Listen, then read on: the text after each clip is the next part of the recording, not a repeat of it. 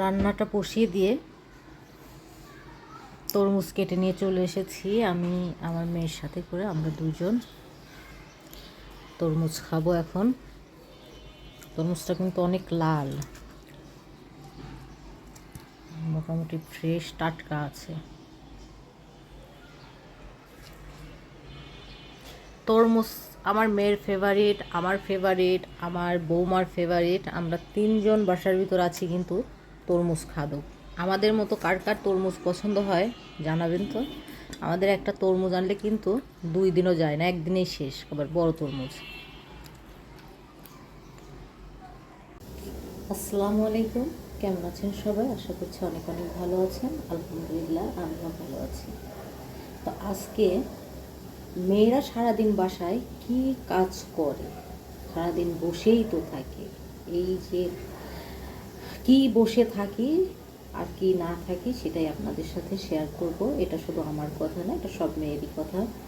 মেয়েরা সারাদিন কি করে? যারা চাকরিজীবী তারা তো চাকরি করেন, আর যারা হাউস ওয়াইফ তারা কি করেন বাসায় সারাদিন খামাখা বসে বসে অন্ন ধ্বংস করা।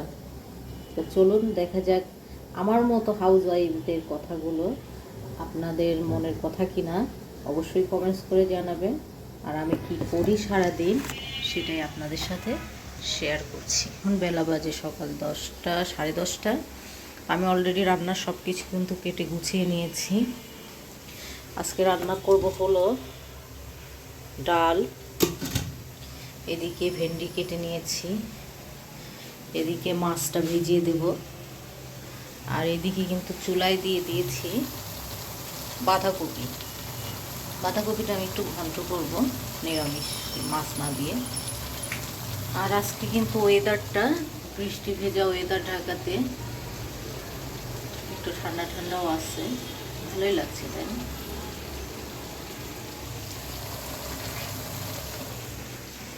তো এই হলো সারাদিন হাউস ওয়াইফদের ঘরে বসে কি এমন কাজ করা, সেই কাজ করাগুলো শেয়ার করছি।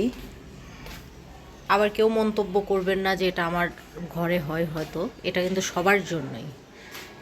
ঠান্ডার জন্য বিছানায় শুয়েছিলাম একটা চাদর ছড়িয়ে নিয়ে, গোছানো হয়নি।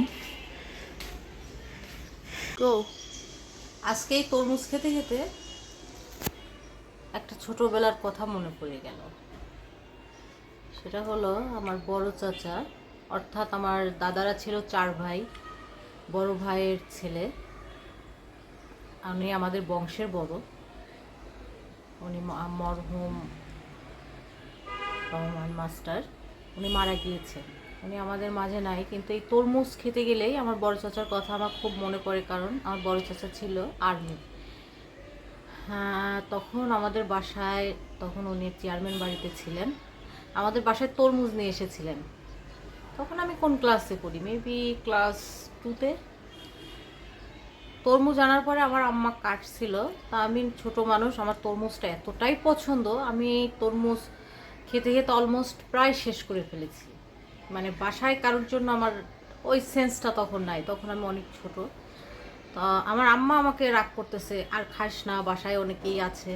তো আমার বড় চাচা আমার পাশে বসেছিলেন, উনি আমার আম্মারে বলতেছে, এই কিছু বলো না, তরমুজ যা লাগে দাও, আমি তরমুজ আরেকটা নিয়ে আসতেছি। আর আমাকে বলেছিল কি জানেন, হা খাইতে বোম্বাইতে। জিনিসটা খুব মজার একটা কথা, কিন্তু আমার বড় চাচার এই তরমুজ আমি খেতে গেলে খুব মিস করি। আমার বড় চাচার জন্য এবং আমার বড় চাচার জন্য আপনারা দোয়া করবেন। আমার 2 বড় চাচাই আজ আল্লাহর মেহমান হয়ে চলে গিয়েছেন, সবাই তার জন্য দোয়া করবেন।